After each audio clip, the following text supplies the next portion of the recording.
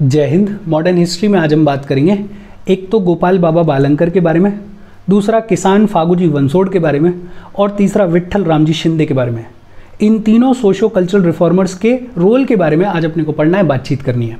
अच्छा, वीडियो पे लाइक के बटन को दबा दो, शेयर कर दो अपने सोशल मीडिया हैंडल्स पे और चैनल को सब्सक्राइब कर लो। देखो शुरू करते हैं। सबसे पहले हम बात करेंगे गोपाल बाबा बालंकर के बारे में। और गोपाल बाबा बालंकर, इनकी बातचीत थोड़ा बहुत हमने पहले भी की हुई है। इनको गोपाल कृष्ण के नाम से भी बुलाया जाता है। गोपाल बाबा का लाइफ स्पेन एक्सटेंड करता है 1840 से लेकर 1900 के बीच में। और ये बेसिकली पैदा हुए एक लो कास्ट में, ये पैदा हुए एक मेहर फैमिली में नियर महाड। और ये महाड नाम की जगह आज की डेट में महाराष्ट्र के रायगढ़ डिस्ट्रिक्ट में आती है। कहाँ पैदा हुए? महाड में पैदा हुए। कौन सी कम्युनिटी में पैदा हुए? मेहर कम्युनिटी में पैदा हुए। इनिशियली गोपाल बाबा ने आर्मी को सर्व किया और आर्मी से रिटायर हुए ये 1886 में। दलित अपलिफ्टमेंट में इनका बड़ा इंपॉर्टेंट रोल है, इनका बड़ा सिग्निफिकेंट रोल है। और इनकी इंपॉर्टेंस इस बात से समझी जा सकती है कि doctor Ambedkar considered him Pioneer of the Dalit movement. Doctor Ambedkar, जो कि अपने आप में एक बड़ा नाम है, वो कहते थे कि Gopal Baba Balankar is the pioneer of the Dalit movement. Gopal Baba Balankar बड़ा हेविली इन्फ्लुएंस थे बाय ज्योतिबा फूले। ज्योतिबा फूले के आइडियाज से बहुत हेविली इन्फ्लुएंस थे गोपाल बाबा। इनफैक्ट फूले साहब का आइडिया था आर्यन इन्वेजन थ्योरी का, अपन ने पढ़ा हुआ है। गोपाल बाबा भी इस आर्यन इन्वेजन थ्योरी में मानते थे। और ये आर्यन इन्वेजन थ्योरी थी क्या? बेसिकली ज्योतिबा फूले ये कहते थे कि आर्यंस जो कि बाहर से आए, उन्होंने यहाँ के रहने वाले नेटिव लोगों को, यहाँ के रहने वाले इंडिजीनियस लोगों को सप्रेस करने के लिए, ऑप्रेस करने के लिए, दबाने के लिए इनको बुलाना शुरू किया अनटचेबल्स। बेसिकली ज्योतिबा फूले ये कह रहे थे कि आज की डेट में जिन्हें आप अनटचेबल्स बुला रहे हो, वो हिस्टोरिकली यहाँ के नेटिव, यहाँ के इंडिजीनियस लोग थे। और जो सो कॉल्ड अपर कास्ट के आर्यंस हैं, वो बाहर से आए हुए थे। मतलब ओरिजिनली तो हमारी ज़मीन है ये, हमें ऑप्रेस करने के लिए आर्यंस ने अनटचेबल्स बुलाना शुरू किया। और ये गलत है, इसको ख़त्म करने की ज़रूरत है। गोपाल बाबा बालंकर ने एक मंडली को एस्टेब्लिश किया जिसका नाम था अनर्या दोष परिहार मंडली। और इस अनर्या दोष परिहार मंडली के बारे में बातचीत हमने पहले भी की हुई है। इंग्लिश में इसको बुलाया जाता है society for the removal of evils among the non Aryans. Anarya Dosh Parihar मंडली ने डिप्रेस्ड क्लास के लिए, सो कॉल्ड लो कास्ट के लिए खूब सारा कामकाज किया, उनके अपलिफ्टमेंट के लिए खूब सारा कामकाज किया। लेकिन एक जो बड़ा सिग्निफिकेंट काम किया, बेसिकली हुआ क्या कि अंग्रेज सरकार एक पॉलिसी लेकर आई और उस पॉलिसी के तहत ये बोला गया कि मेहर कम्युनिटी के लोगों को आर्मी में अब रिक्रूट नहीं किया जाएगा। अनर्या दोष परिहार मंडली ने इस पॉलिसी के अगेंस्ट में अपनी पेटिशन दी और बोला कि गवर्नमेंट की जो पॉलिसी है ये गलत है, इसको विड्रॉ करना चाहिए, इसको खत्म करना चाहिए। 1888 में गोपाल बाबा बालंकर ने अपना एक मंथली जर्नल पब्लिश करना शुरू किया जिसका नाम था विट्ठल विध्वंसक। क्या नाम था? विट्ठल विध्वंसक। कुछ लोग वाइटल विध्वंसक भी बुलाते हैं।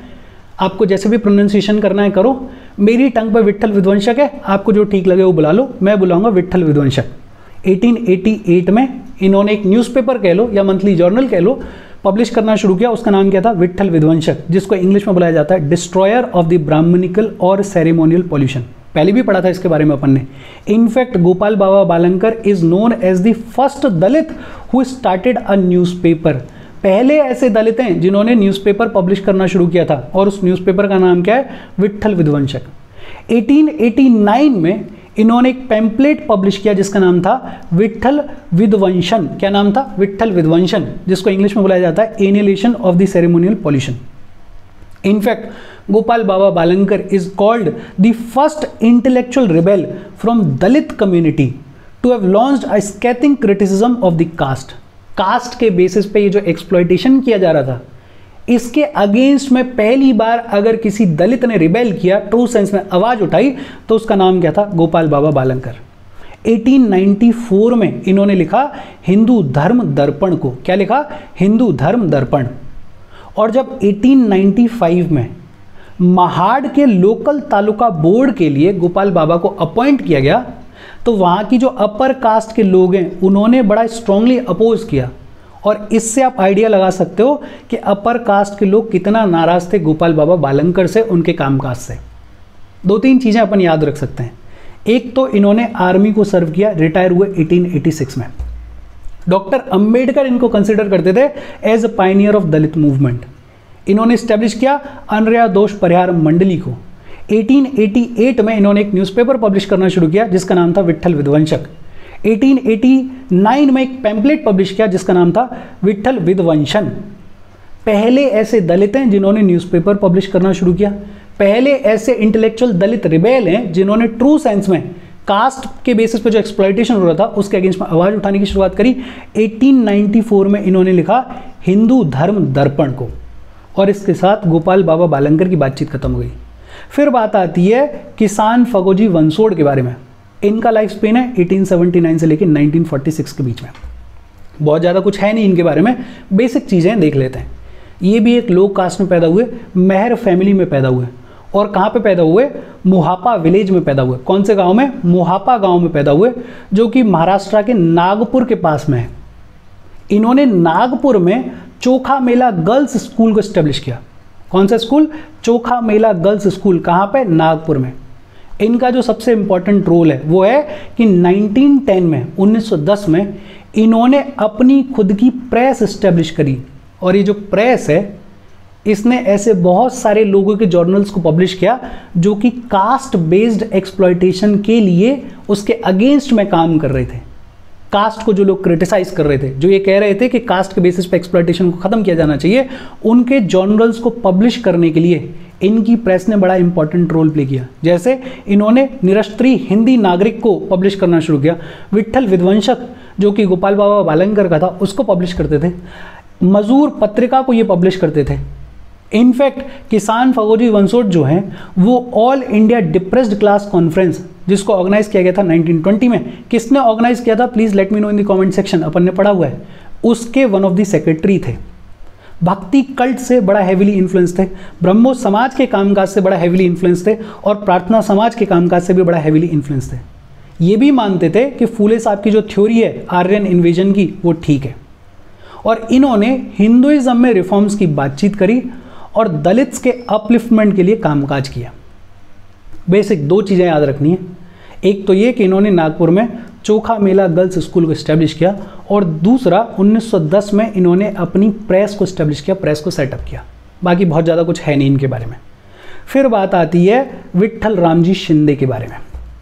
महर्षि विट्ठल रामजी शिंदे, इनका लाइफ स्पेन है 1873 से लेकर 1944 के बीच में, और ये एक मराठी फैमिली में पैदा हुए इन कर्नाटका। कहाँ पैदा हुए? कर्नाटका में पैदा हुए। कौन सी फैमिली में? मराठी फैमिली में पैदा हुए, मतलब अपर कास्ट में, अपर क्लास में पैदा हुए। और ये बहुत हैवीली इन्फ्लुएंस थे तुकाराम के कामकाज से, एकनाथ के कामकाज से, रामदास के कामकाज से।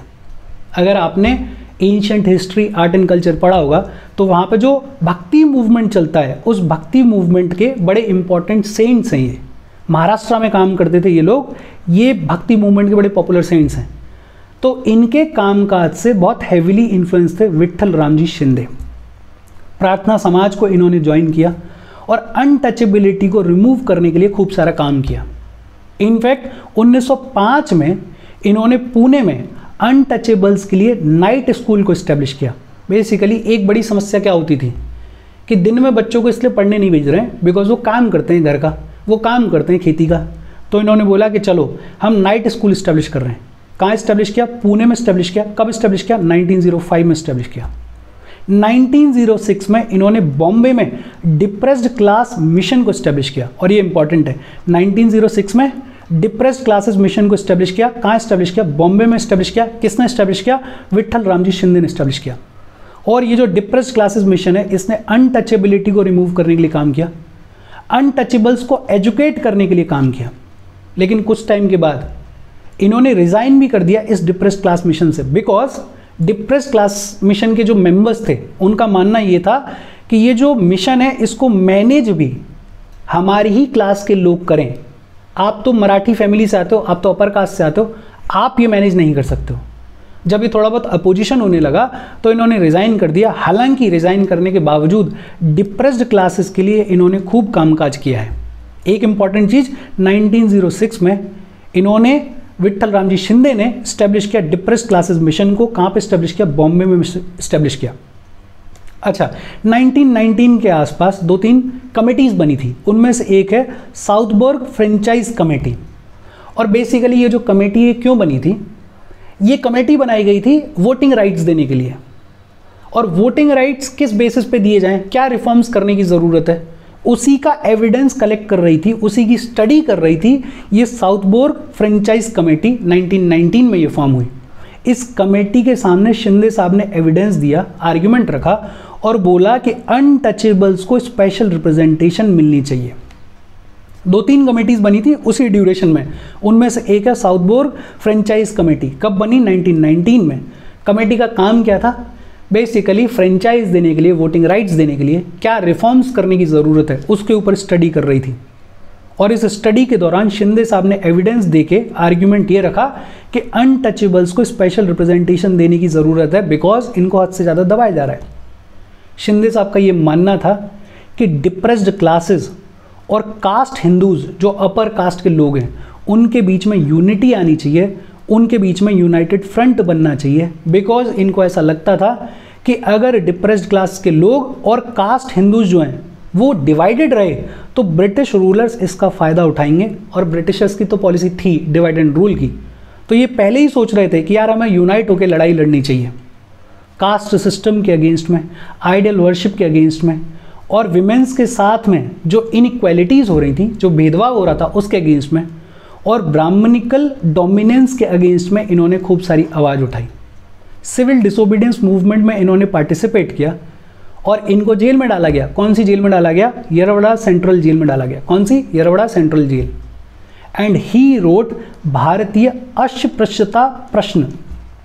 अस्पृश्यता का मतलब होता है अनटचेबिलिटी, तो इन्होंने भारतीय अस्पृश्यता प्रश्न इसको भी लिखा है। और ये इंपॉर्टेंट है, इसको याद रखना, बाई चांस किसी जगह पर पूछ लिया जाए, यूपीएससी कुछ भी पूछ लेती है। तो एक बार फटाफट से दोबारा देख लेते हैं।